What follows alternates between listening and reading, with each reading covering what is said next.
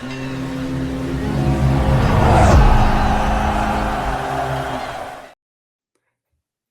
everybody, and welcome on into the Patriots Roundtable Podcast.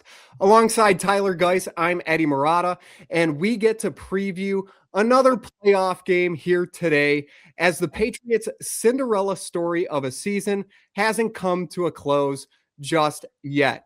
They defeated the Los Angeles Chargers in the wild card round of the postseason 16-3, and now move ahead to the divisional round where the Houston Texans await.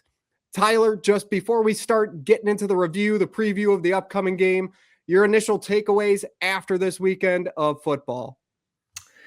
Out of the gate, the Patriots did not play a great game. But I think they played a good enough game to get to the next round. I'll be honest, that first half had me very, very nervous. This is a bad offensive line. It has been noted on our show last week. Throughout the season, pretty much, the Chargers offensive line is just in shambles, constant replacements, people that just can't keep Justin Herbert protected.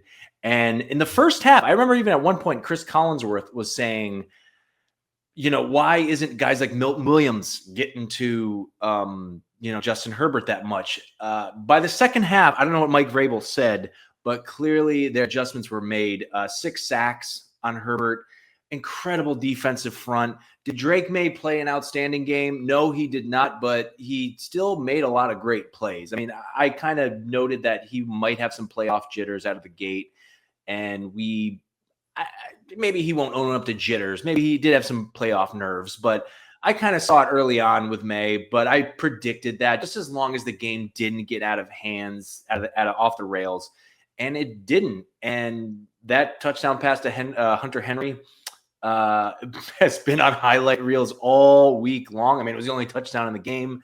You can criticize the Patriots for only putting up 16 points. Fine, so be it. But this is the postseason. If you get it done and get to the next round, what's anybody else's argument at this point?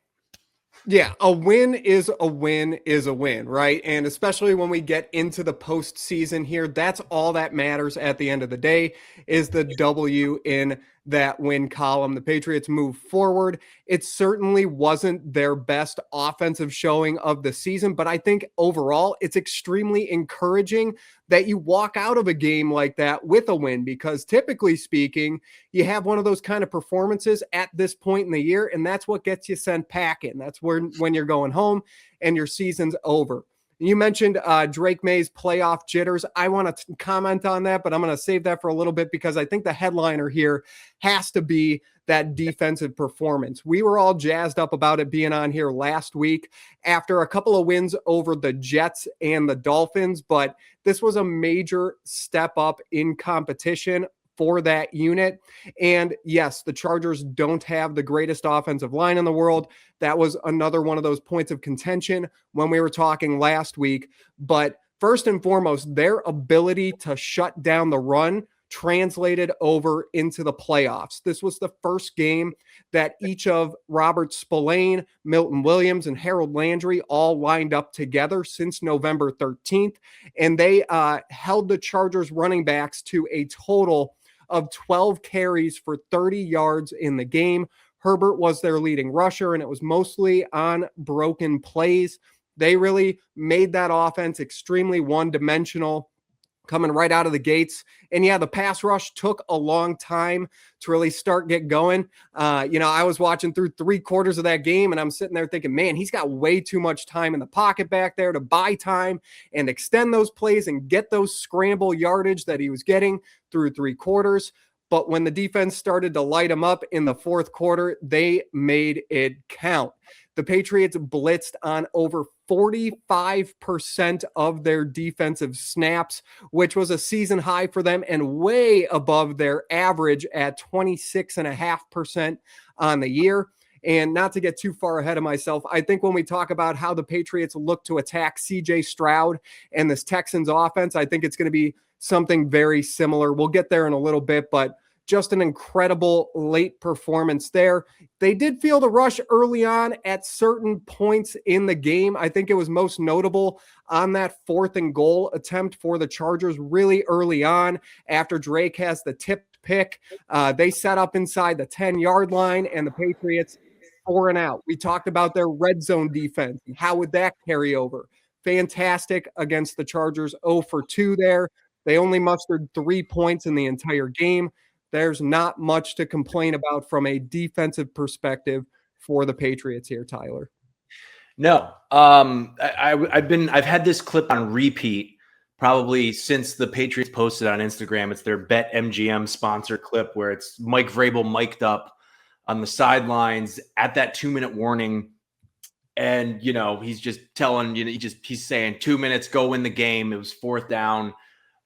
Justin Herbert was kind of surging there at the end. He kind of was putting a Superman cape on his back, pulling a Josh Allen when, if my receivers aren't going to catch anything, my O-line isn't going to block, I'm just going to run.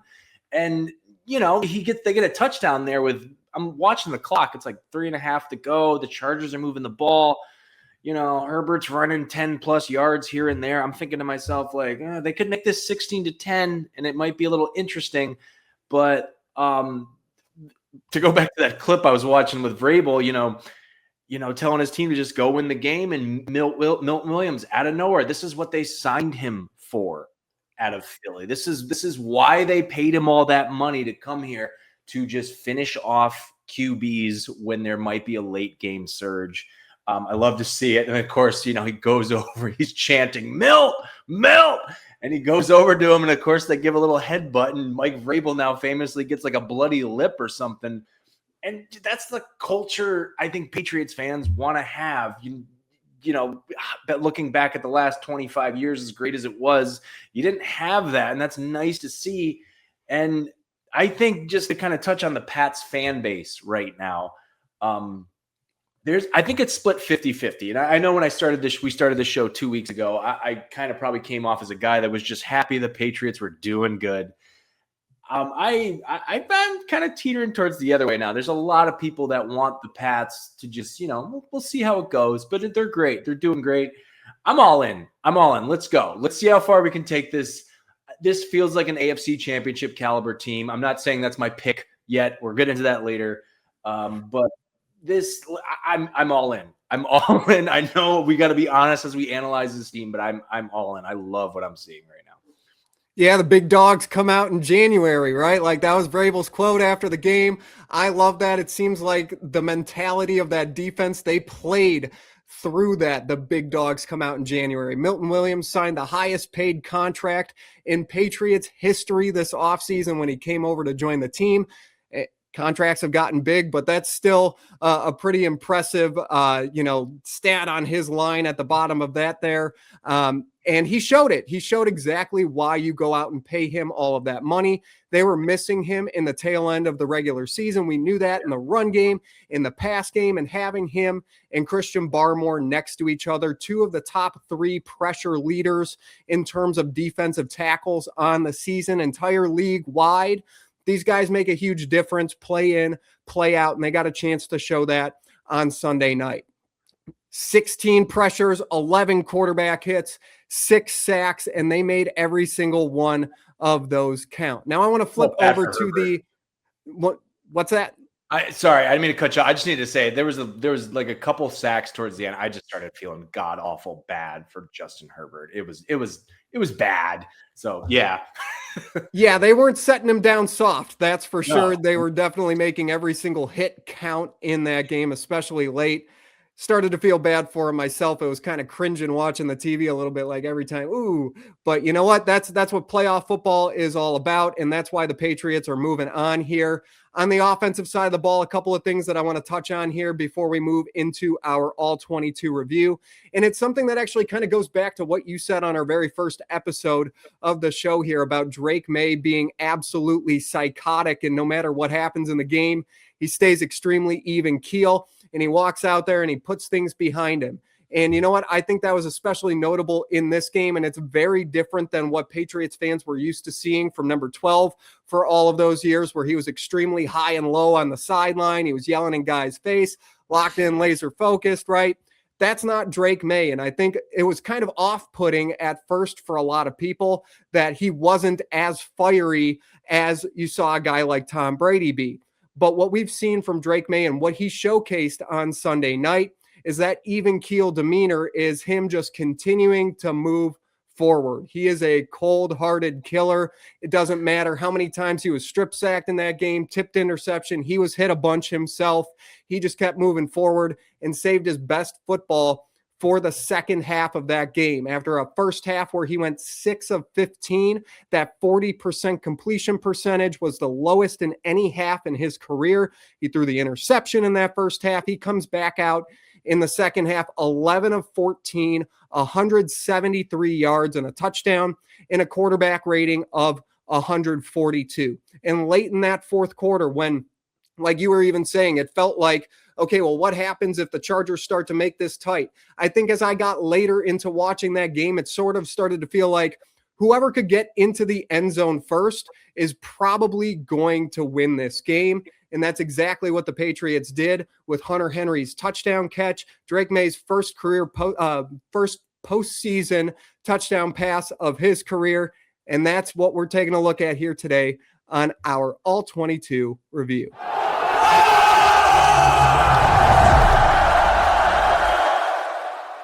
Today, we're going to be taking a closer look at Drake Maye's first career touchdown pass in the postseason to former Charger Hunter Henry. A beautiful throw from Drake and one of his best of the season, and one that was schemed up extremely well from start to end from Josh McDaniels and the Patriots offense. First and foremost, what do we have? Who's who on the field? Well, for the Patriots, you see Hunter Henry here going in motion. He is one of 2 tight ends on the field right here with Austin Hooper. And we have an extra offensive lineman for New England, something that they've been using quite a bit over the tail end of the season, but normally to run. With Travion Henderson, the running back, in the backfield, that leaves only 1 wide receiver on the field and a heavy set personnel package for the Patriots as they look to push the ball down the field in the passing game this time.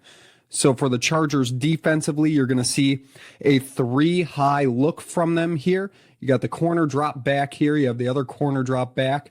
And then this safety here is going to rotate over into the middle of the field as Derwin James comes down to play in like a cloud flat type of coverage.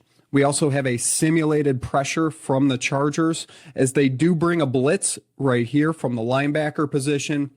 And then you see Tuli Tuipulotu bluff like he's going to blitz and then drop back into coverage. He becomes one of the 3 underneath defenders on this play. So you have a 5-man rush, 6 defenders in coverage, 3 underneath, 3 over the top. And that creates some gaps in the zone for New England to attack. They do so with this zone beater route from Hunter Henry. They use Kyle Williams to pull up the field here and take the corner with him, clearing him out for this underneath shot as Hunter Henry motions down here. You're going to see he's going to release and act like he's going to cross, which influences Derwin James on this play. He's not going to carry him when he looks like he's going to cross over the middle of the field. And then Henry pulls it back to the outside, aiming for the corner right on that front pylon of the end zone. So you see him come over here. He's going to run like he's going across the field. He gets dropped by the underneath coverage, and he goes right over the top of that. Beautiful layered throw from Maye to fit it in there and score the touchdown. One last thing I want to note on this play, Travion Henderson here in pass protection. He's going to be responsible for picking up this blitzer. Great job by him here of first and foremost avoiding Drake Maye, not getting tangled up with his feet there with the quarterback, but getting just enough of that shoulder into the hip of the defender to give Maye that extra bit of time to step to the side and make the throw to Henry.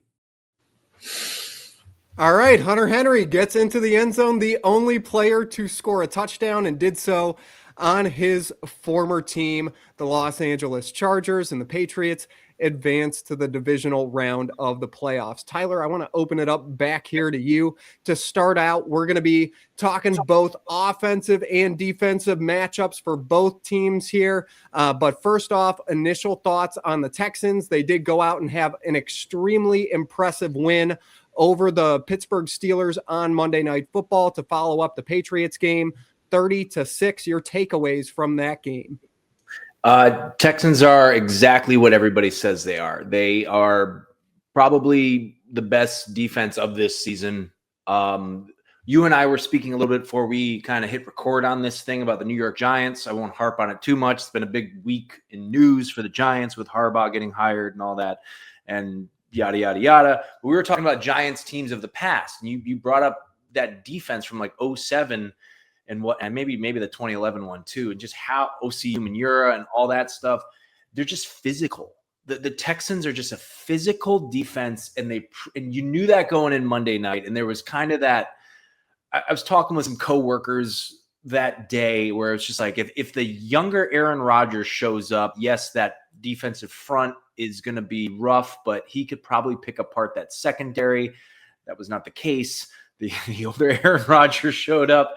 But I think the Texans they're just physical. They don't show you anything that really is too over the top. They just know how to beat you. They have just more power behind them.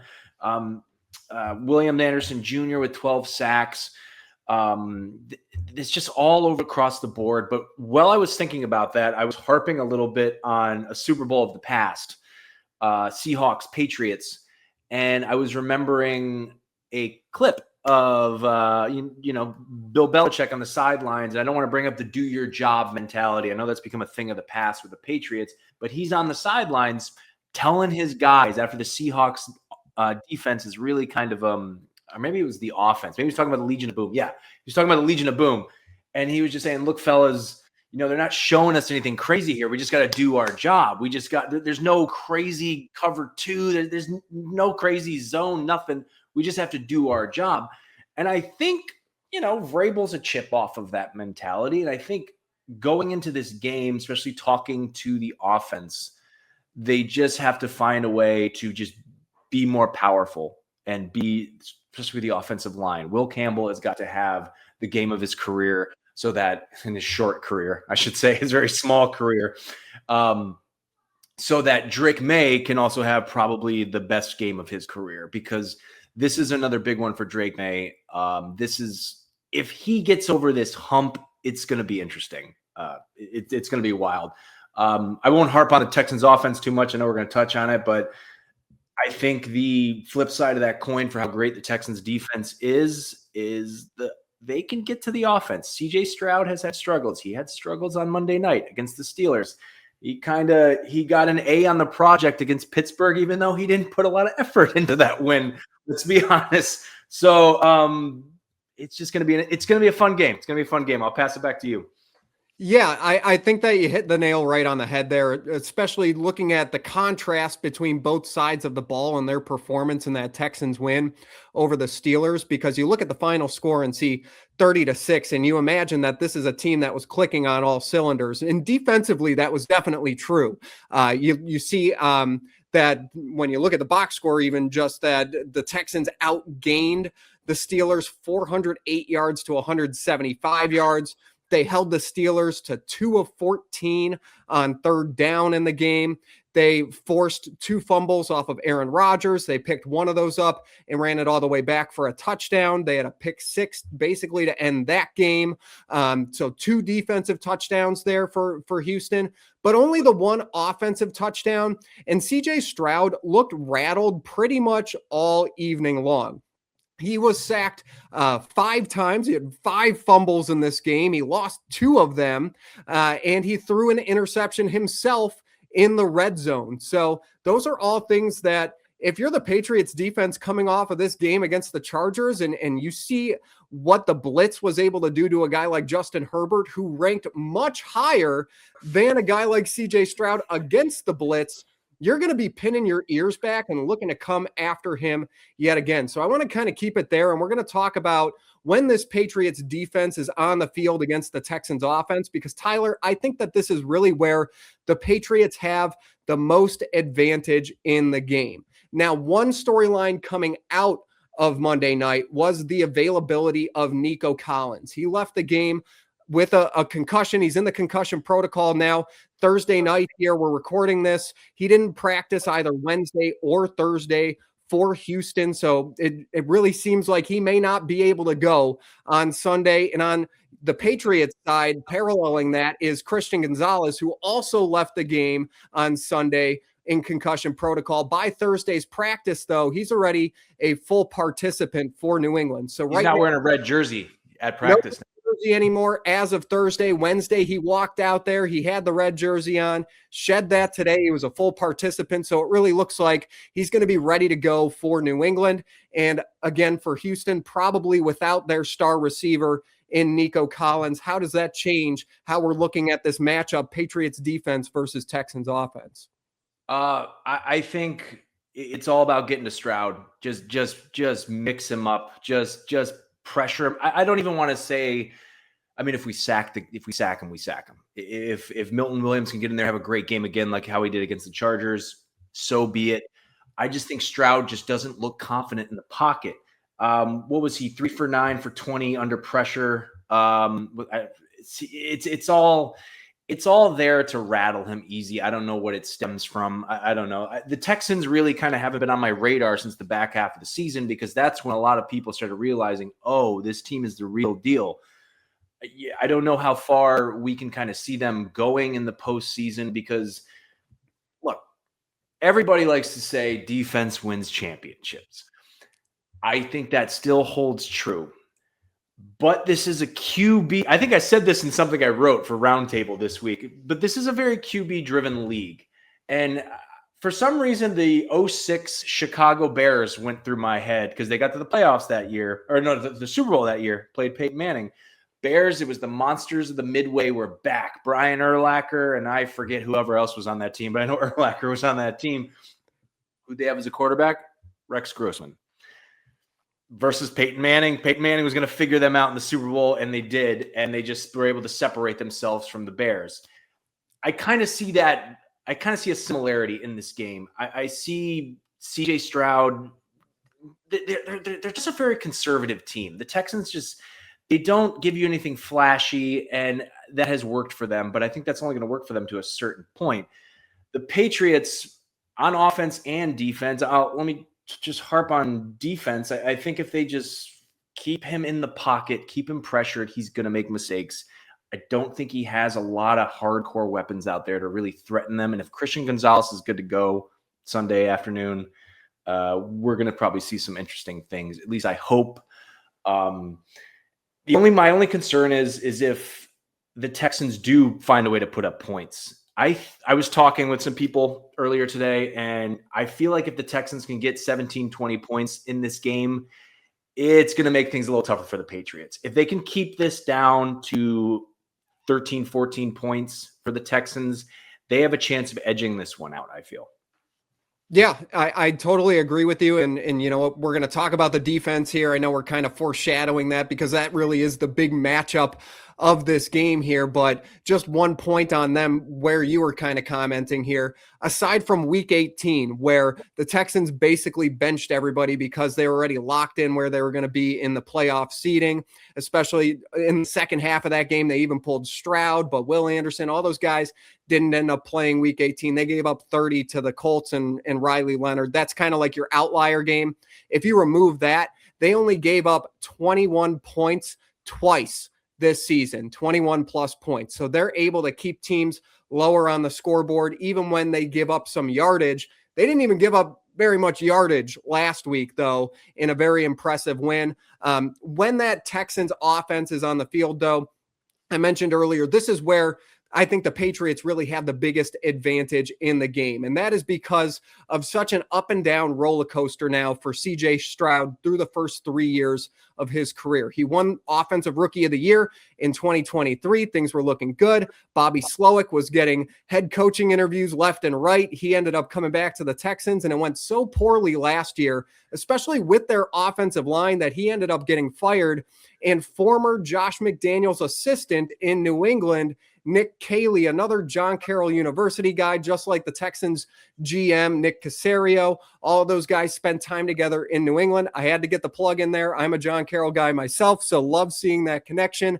Still here to this day. But he's taken over, and he's done some good things with CJ Stroud. Stroud actually put up his highest completion percentage of his career this year at 64.2%. But I think that we've both kind of mentioned he wilts under pressure. And when you look at Stroud's pressure rate this year, he's been pressured on over 36% of his dropbacks on the season, and his completion percentage drops all the way down to 48.6%. He's only averaging about 5.5 yards per attempt when he's pressured, 5 touchdowns, 6 interceptions on the season. So I think very much like last week, the game plan for this New England defense is going to be stop the run up front. I think they're going to be able to do that. When you look at the Texans rushing offense, they rank 28th in the league in terms of yards per carry. That's going to keep them pushed back behind the sticks for 2nd and long, 3rd and long. Obvious passing situations. That's when this New England defense is going to pin their ears back, and they're going to start sending those exotic blitzes that, as Robert Spillane said after the game last week, they didn't even know what coverages we were in. I think that those are the kind of looks that they're going to be trying to present CJ Stroud with, confuse him, make him hold the ball that extra half a beat, and then they're coming after it, especially after he fumbled 5 times last week. The one guy I would say on the outside without Nico Collins being in the game that gives me some concern would be Christian Kirk. He had an extremely quiet regular season coming over from Jacksonville, where he was the number 1 receiver there for years. Had a tough time catching on. He dealt with some injuries earlier in the season, but he absolutely exploded in the wild card round, especially after Collins went out with the injury. He finished that game with 8 catches for 144 yards. That's probably going to be Marcus Jones's assignment in the slot there. So I'm really interested to see how that one goes.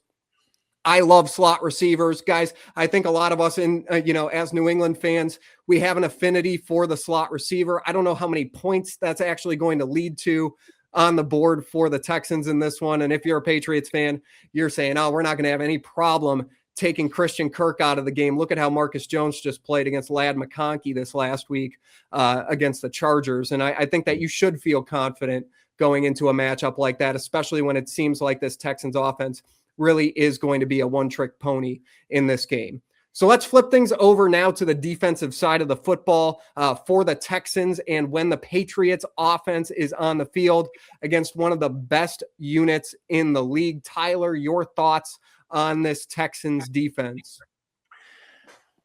Incredible.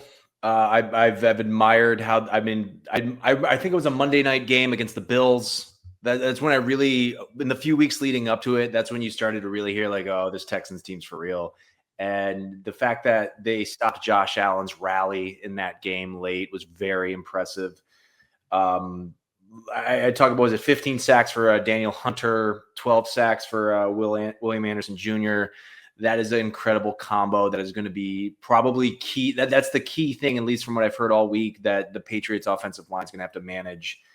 The Pats O-line has had their struggles all season long, but like I said, very first episode, I don't get scared with Drake Maye in the pocket. There's just something about him. He'll walk right up to people in his face and throw it. Even in the all catch 22 there, we do. There was a little bit of some people in his face, and he threw it into triple coverage for the touchdown. But the Texans are a different breed, and I still think he's going to have his struggles.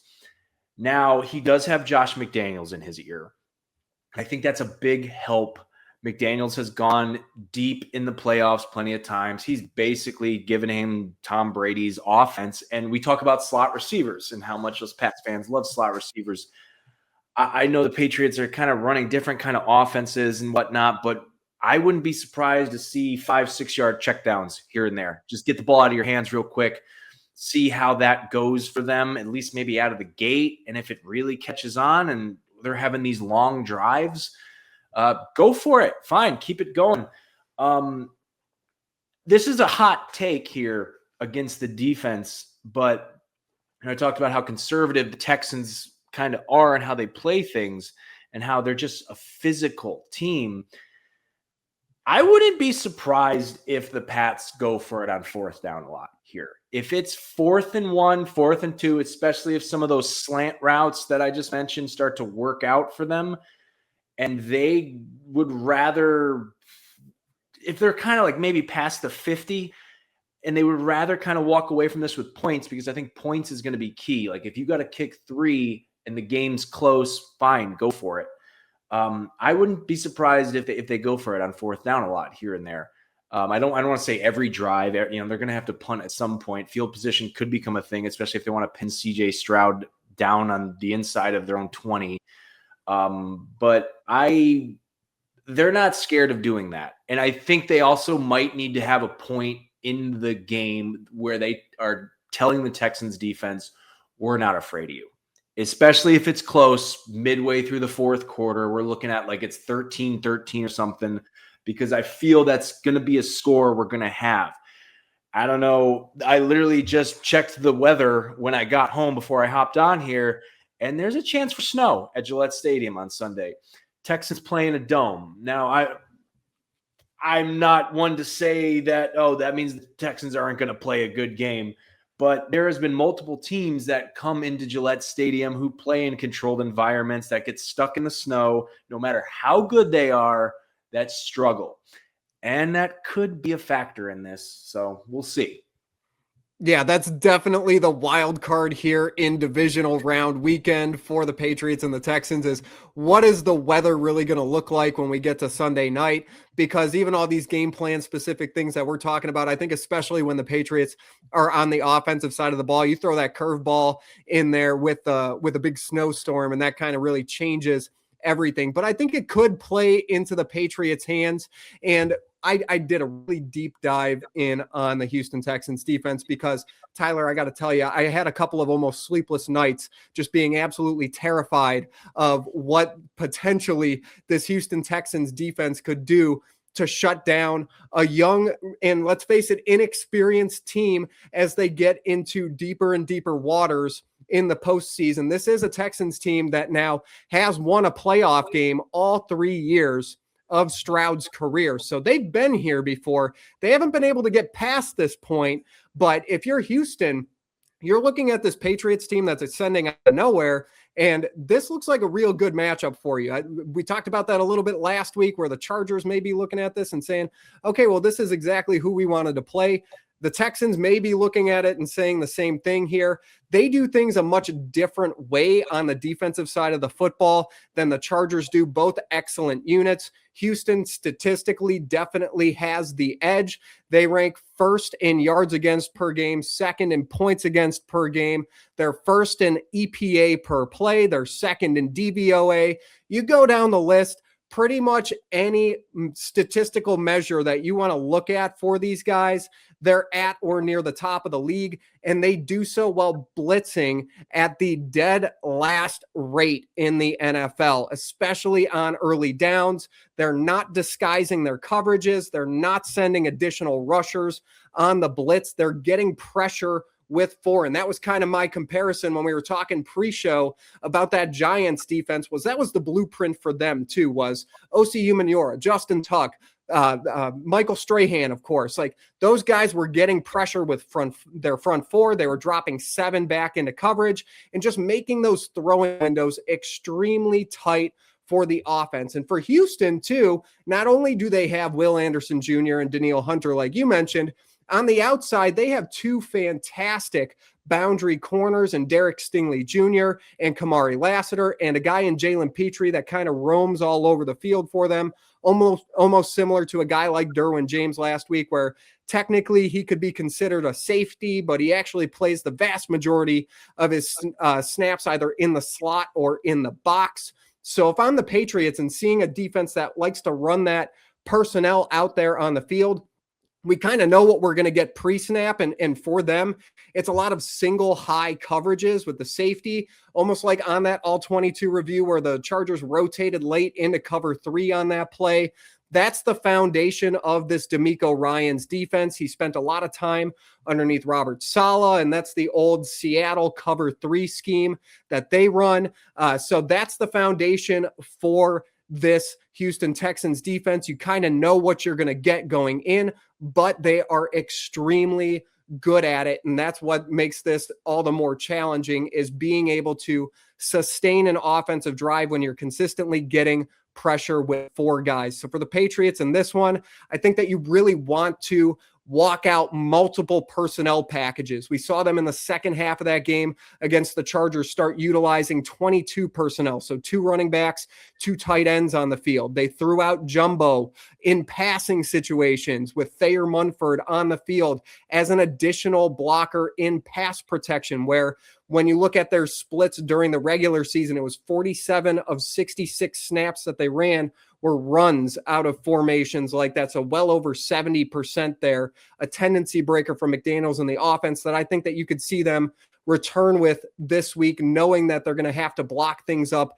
for Maye. But I think that you're right on, where there are going to be plenty of moments in this game where he's just going to have to say, I got to get the ball out of my hands as soon as possible. So for that reason, I think that we see a really big bounce back week from Stefon Diggs this week. He's kind of become that elite zone sitting, like underneath quick outlet for Maye, and they didn't really hook up all that much last week. Los Angeles played a lot more man coverage than anybody would have expected, and that really hurt Diggs in the game plan. He caught 2 of 5 targets, which at 40% there is much lower than his NFL league best 83.3% on the season. He only gained 16 yards in the game. I think that when you see those types of performances from him, especially now with a defense on tap that likes to run cover 3 a lot, likes to run a lot of zone defense, this is going to be the game where he's kind of a bounce back here. With that single high too, though, I just want to comment here. Look, I know that you got great boundary corners on the outside with Stingley Jr. and Lassiter, but single high safety means one-on-one matchups on the outside of the field. The Patriots have a couple of receivers in Kayshon Boutte and Kyle Williams that have specialized on those kind of plays this season and have had great efficiency. Boutte during the regular season caught 10 of 14 passes, 20-plus yards downfield, a passer rating of 153 when he was targeted on those types of plays. So I'm really looking for maybe opportunistic shots down the field, especially in the passing game.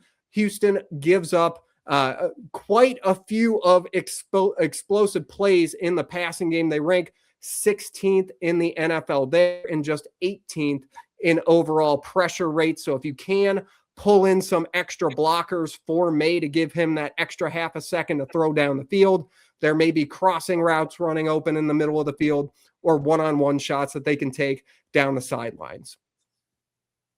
Yeah. In terms of Diggs, I just want to touch on him real quick. Yeah, he was not as big of a factor as I wanted out of the Chargers game. And this got nothing to do with stats or anything, but going into a tough game like this, you need your veterans, whether they're free agents or not. And Diggs has kind of been the emotional core of that team. And I think if there's anybody who's going to also help them get over the hump, whether it's just telling his guys to keep their chins up on the sideline, if they fall behind by 3 points, it's going to be Stefon Diggs. But I think one sort of thing I'd like to prophesize is we do kind of need a big breakout catch from Diggs in the postseason, and this is kind of the perfect stage for it. He did it in Minnesota in the divisional round. I'm not saying he needs to catch a game winner, but as a veteran, I think it'd be cool if we just see Diggs kind of just make a game-changing play at some point, and he's the one to do it in this one. I think this is the week for it. I think you're right on there. And I'm really excited to see. I think that this could really be a coming of age game for Drake Maye. This is clearly the best defense that he's played through this point in his career. But I think, again, when you look at, they're not disguising a lot of coverages. You kind of know what you're going to get. I think that that's really beneficial for a guy like Drake Maye, especially in a system like McDaniels that is really designed to pick apart those types of units where you know what you're going to get. You're able to read it pre-snap, confirm it post-snap, and just rip it with confidence. He's going to have to do that, but he's going to have to do that at probably a little bit of an accelerated pace this week. All right, we're going to be picking this game coming up, but we're going to save that one for last. I do want to transition us into our divisional round picks for the weekend here, Tyler, and we are going to start first up with the other matchup in the AFC. That's what kicks off divisional round weekend this weekend. On Saturday, we get the Bills going out to Mile High Stadium in Denver to take on the Broncos. Who do you like to represent the AFC in the AFC Championship game coming out of that one? I wish you went first. I know, fireworks to start this one here. I want to know what you think about this. I love the Broncos defense. I still don't trust Bo Nix. I don't know. Like, I feel like he doesn't really show you anything till the fourth quarter, which is fine. That can get you places. But I've said it all the last 2 weeks. I'm nervous to face Josh Allen in the playoffs for the Patriots. I don't know what he's capable of. He put the Superman cape on last week against Jacksonville, and I thought Jacksonville played a great game. I thought the Jags played a great game. They made some mistakes here and there that gave Josh Allen some windows of time to get things done. I have to go with Buffalo. I have to go with the Bills here. I think the Bills, I've been kind of piecing together something I'm going to probably have published on the site maybe next week. I don't know. We'll see how things go. But I think Josh Allen is the inevitable if the Patriots can get there too. And I think it's just inevitable that we're going to see these two go at it in the AFC Championship. Maybe. I don't know. I don't want to, but I'm going with Buffalo 23-16, basically. I love it. And this is the one that I'm really going back and forth on. And I feel a lot of pressure here because, guys, we started our picks last week. I went 6-0 to start things off. So I'm feeling pretty good about myself. I'm only going to be going down from there, though. So I feel a lot of pressure right now starting with the toss-up game of this weekend. And everything in me wants to say Denver. Everything in me wants to say Denver. Josh Allen is the only source of offense at this point in the year for Buffalo. He's banged up. Denver has another one of those elite defensive units. They can take away everything that the Bills can do well in a game like this. And Buffalo's defense has shown plenty of cracks of their own. That game against Jacksonville was going back and forth all the way down to the wire. It kind of just felt like whoever was going to have the ball last was going to win that game. So I really don't trust them on the defensive side of the ball. There's another side of me that feels like this is just kind of destiny, that, the Patriots and the Bills are going to square off one more time, right? One more time. Now the third time in the year at Gillette Stadium for the right to go to the Super Bowl. Everything in me just kind of feels like no matter how much conventional wisdom tells me the Broncos are going to win this game, how beat up Josh Allen is at this point in the season, I think Buffalo gets this done. And I'm going to take them very similarly to you in I'll say 24-21 game, because I don't think that that Bills defense can hold the Broncos under 20 points in the game, but I'll take the Bills. All right, let's move on to the Saturday night game and a division rivalry here in Seattle, as the San Francisco 49ers travel to Seattle once again to take on the Seahawks. Tyler, now with George Kittle, torn Achilles, does this look like the end of the road here for the 49ers, or do they just keep rolling? That's a tough one. This has probably been the one I've pondered the most, because I don't want to put fake news out there, but did I read that they put Sam Darnold on questionable for Sunday because of an oblique injury, potentially. Wow. I read that like a couple hours ago. I don't know. If I'm wrong, don't come for me. I read. I will double check that just so we Don't can be sure here. Don't give me any hate in the TikTok comments like I've seen in the past. So everybody's nice to us on YouTube. On TikTok, it's a different story.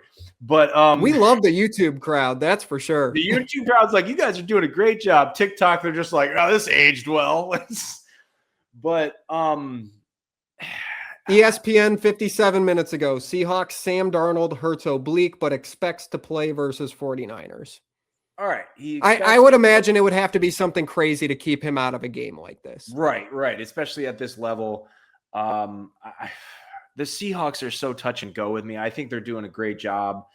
I just like, I have this like secret love for the 49ers. I kind of just always have. I always love watching Joe Montana highlights, even though I wasn't even born yet, or I was born at the tail end of his run in San Francisco, but to age myself here. You're right. George Kittle being injured. It's almost like the Niners are sacrificing players so that Christian McCaffrey can have a great season because he's been pretty flawless all year. But oh my God, this one's so hard. I am going to go with San Francisco to go into Seattle. I just trust the Niners more. I trust Shanahan more. I don't know how far I think they'll go past that, but I think I just like the Niners in the NFC Championship again this year. I love how they've had an off year, but still been able to rally back. Seattle's very impressive. And Sam Darnold's kind of like a Bo Nix for me. I still don't know if I trust him. I've seen him in the regular season get the ball put in his hands and get it done, but this is the playoffs now. And he let me down last year as a Viking. So I'm going to go with the Niners, let's say like 27-20. All right. Well, this is going to be where we start to differ here because I think this is where the Niners run starts to come to an end. That Kittle injury last week is a big one, and it's on a long list of others for the San Francisco 49ers. I think that it gets to a point here where, again, against a great defensive unit in Seattle, they're going to be at home. Everybody knows all about the 12th man in a game like this. They're going to be rocking. I totally understand your concerns about Sam Darnold. He may end up seeing ghosts at some point in this playoff run, but I don't think it's going to be this weekend against the San Francisco 49ers. I'm going to take Seattle in this one, and I think they're going to be pretty convincing in this game. I'm going to go 31-17. I don't really trust San Francisco's defense. Their offense is the unit that I have trusted more, but I think that, as you mentioned, it's going to be a little bit too Christian McCaffrey dependent in a game like this for them to get over the top. So I'm going to take Seattle in this game. All right, one more before we get to the Patriots, and that is the Rams going to visit the Chicago Bears 2 seed that ended up coming back and beating the Green Bay Packers in that game. A wildly entertaining Saturday night football game last week when they beat their division rival. Now an interesting matchup that I think that we don't really see all that often between the Bears and the Rams. Tyler, who do you like in that one? I got to go with the Bears. I love what I saw last week. That was the game of the weekend, honestly. I mean, the Patriots winning was awesome, but that you and I were texting during that game, and I remember saying, like, the Bears are a second half team, and I love what Ben Johnson has done over there. It's similar to kind of what's happened with the Patriots.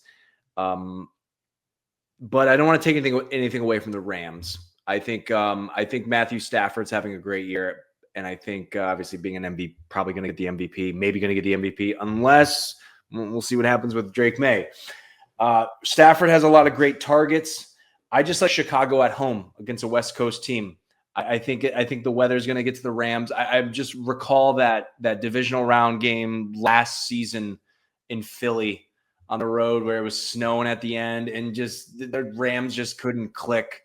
And I think it's going to be the same situation Sunday. Yeah, they're the late game Sunday, right? Yeah. They are, yeah. Yeah, I think I just kind of see it going that way. Maybe like 24-20 Bears over the Rams. Okay, we're going to differ on two of these.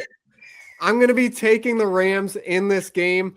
I love your logic behind that. The West Coast team coming out to play on the East Coast, especially paired with the fact that things didn't go all that well for the Rams last year when they tried to make that trip in the postseason. But look, I could sit here and tell you that I think that the Chicago Bears are a team of destiny too, especially after watching that fourth quarter comeback. You mentioned it when we were texting back and forth during that game that they had 6 fourth quarter comebacks on the year. You can make that 7 now after that win. But I just think that I trust Sean McVay and what he's able to present against a guy like Caleb Williams, who again, now we're starting to venture into deeper playoff waters, the inexperience there. We'll see what happens when I go to pick the Patriots game. But for one of those reasons, I'm not going to pick Chicago in this one. I think that McVay, Stafford, they're getting healthier again now. We already saw that Carolina just seemed, for whatever reason, to be a really bad matchup for them this year. They struggled and lost in that first game. They almost lost it again in the postseason last week against Carolina. I think that now that game is behind them, they're probably looking ahead to this Chicago game. Look, they're going to have to go on the road the entire postseason. They already knew that. I think that this is the game that they're going to want to have going out there, and Sean McVay's newfound love for 13 personnel and having 3 tight ends on the field and being able to line up across from a team in cold weather and be able to run the football in those kind of situations. I think that this is the game where Rams show that they've grown from last season at very least and are able to get the job done in Chicago. And that leaves us with just one now, the New England Patriots versus the Houston Texans. We've talked a lot about it. Tyler, are the Patriots moving on to the AFC Championship game next weekend? You're just putting so much on me tonight. Yes. I am picking the Patriots, and I know we are the Patriots Roundtable Podcast, and you and I write about them. We analyze everything going on.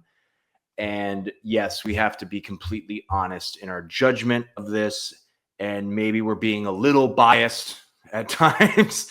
But as great as the Texans defense is, as great as they can really probably potentially put a hurting on Drake Maye, Sunday evening.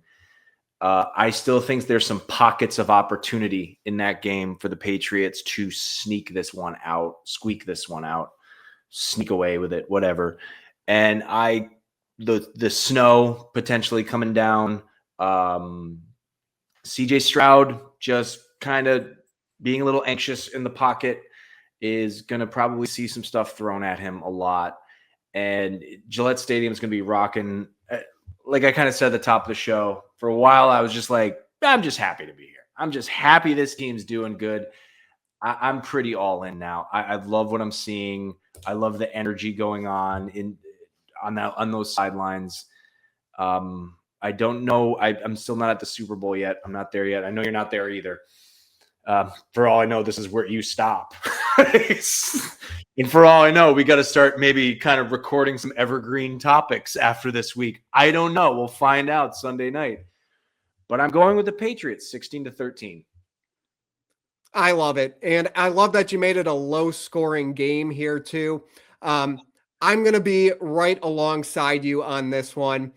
I think the Patriots already had their clunker offensively. I don't think you see that 2 weeks in a row. And for this Patriots defense, this wasn't a one-off for them. They've been playing this way over the course of the past month, week in and week out. I think that they're going to be the big unit that helps decide this game. They're much stronger defensively than Houston is offensively. So even at very least, if the Patriots offense and Texans defense kind of cancel each other out, I think that's where the Patriots defense can really make their own statement in this game. So I like the Patriots to win. I told you earlier, I think that this probably is that coming of age game for Drake Maye.